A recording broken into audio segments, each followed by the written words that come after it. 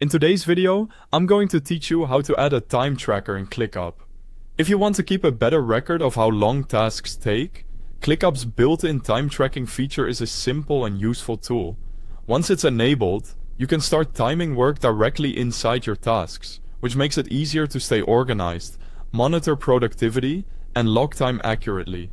I'll walk you through the setup process from start to finish, so you can get it working quickly. To begin, open your Workspace menu in ClickUp and select App Center.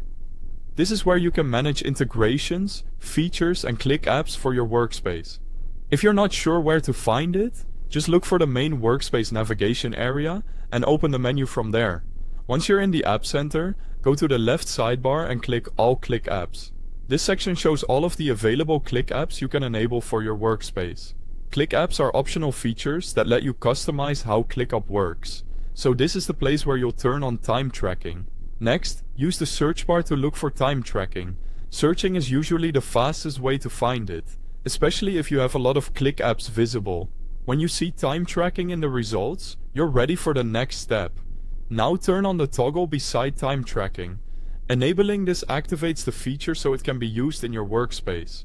At this stage, ClickUp may give you the option to control where the feature is available, which is helpful if you only want certain teams or areas to use it. After that, open the Enabled In menu and choose the spaces where you want time tracking to be available. This step is important because it lets you decide exactly where the feature should be active.